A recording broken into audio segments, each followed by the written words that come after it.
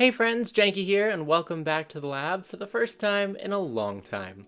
I've been terribly busy, so I haven't had as much time as I'd like for reviewing, but when I heard Runic Games' HOB was dropping this month, I made sure to carve out some time to play and pass my thoughts along to you. As always, before we get into the game, I'll talk about my experimental bias, which is a fancy way of saying reasons to take my opinion with a grain of salt. First off, I should mention that I actually met the Runic team personally at PAX East earlier this year, played a demo of HOB with them, we laughed, we cried, I bought a ridiculous amount of HOB merch, and was more or less taken with this game from day one. So, just know I immediately love this game because I think the people who made it are awesome. Secondly, I should mention that the Runic team sent me this game for free, so I just want to be upfront about that because ethics, it's a thing. And thirdly, of the 9 hours I spent playing this game so far, 7 of them were in the beta version of the game, which then updated to the regular game around 3 AM, which in turn caused the game to crash and caused me no end of consternation.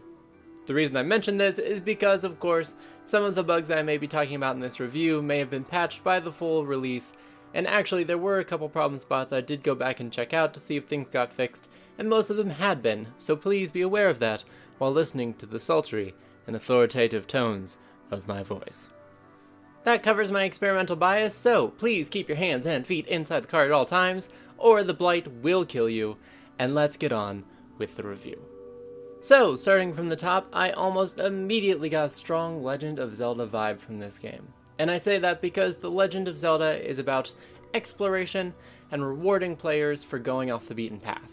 And those are two things that HOB does incredibly well.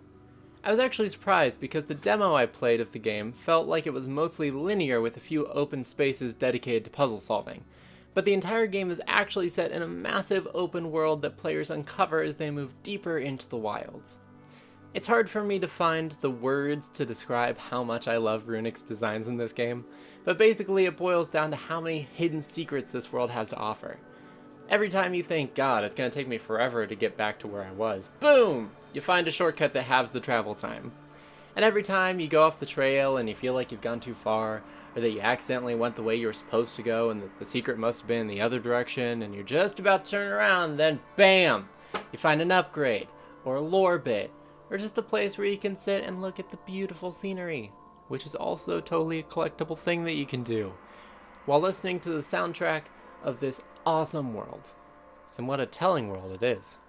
The story of HOB is told almost entirely through its environment. The world establishes itself very early in the game in a small but significant cutscene that puts the beauty of this world and its creatures against the unforgiving deadliness of the blight infecting it.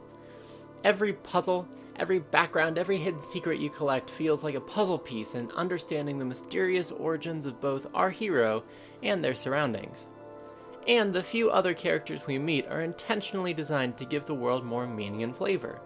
For example, the sprites. They are adorable. Seriously, I was done recording gameplay and just playing the game, and I turned the software back on just so I could get some B-roll of the sprites. I was tired and frustrated, but I literally could not help but smile every time I ran into one of them because they are just so cute and happy. And you can literally hug them for upgrade points, guys. It's adorable. Ha! Touching quickly on combat, which isn't something I tend to focus on because I'm about as hack and slash as a gamer can possibly be, HOB systems are pretty awesome. I wouldn't call them innovative, but they're certainly better than they need to be for a game that's essentially an open world puzzle platformer. A workshop, which the players can return to fairly easily through a system of tubes scattered across the map, allows players to use the secrets they've found to upgrade their battle skills. Sword fragments can be melted down to create stronger weapons, and upgrade points can be spent to make attacks more powerful. If you're a patient fighter that likes to play defense, there's a cheap upgrade immediately available to use your mechanical arm as a shield. If you're an all-out brawler like me, you can upgrade your power punch and sword combos and go all in. And if you're really into cool sneaky combat, you can upgrade the abilities you collect to traverse the world and also use them to outmaneuver and stun your enemies, leaving them open to attack. As for the enemies themselves, there are a handful of different types with easily recognizable patterns. The further the game progresses, the more difficult these basic enemies become. What was just a large goblin, for example, gains armor, and eventually gains tough armor that requires special moves to undo. But don't be fooled.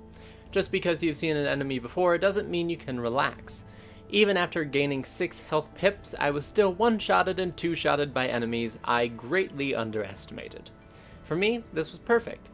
But if you're the kind of player who enjoys a more casual experience, or would like to turn HOB into the Dark Souls of open adventure games, there is a convenient place in menus to adjust the AI's difficulty setting. Up to this point, I have sung the praises of this game, more or less, so I think it's only fair to take a moment to share some of the stuff I didn't find appealing. One of the few things, arguably the only thing, I genuinely disliked about HOB is the fixed camera. I think a fixed camera is kind of a hard sell in 3D platformers anyway, as it can make it difficult to judge gaps in positioning. And for the most part, I will admit that Runic did an excellent job with keeping the motion of the camera smooth, transitioning between spaces and even cutscenes. But there were a few places in the game where the action is very linear, which leads to some very jarring camera cuts from one angle to another. I think I understand what the team was going for, and the camera angles can lead to some beautiful cinematic moments. But whenever you're stuck in a doorway for 2 minutes trying to figure out how to move the joystick so you can just move on through a giant camera cut, it gets a little tiring.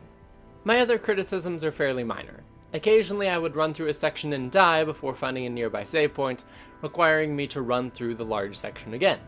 Those moments were very few and far between, and enemies don't respawn, so it's really more of a time issue than anything. The other problem I had were occasional frame rate issues with lagging or slow frames, and this was something I continued to notice even after that early morning patch. Again, they didn't happen often, but it was noticeable when they did, and observing enemies and animals from a distance could occasionally have the appearance of a Minecraft creeper stuck in a 1 square box and not knowing which way to turn. And those are my gripes. I'm sure that there were other things in this game that other better reviewers will cover in more detail, but in my opinion, this game is tops. Runic set out to create a world full of exploration and wonder, and I think they hit the nail on the head. So, with that, my official rating is complete it!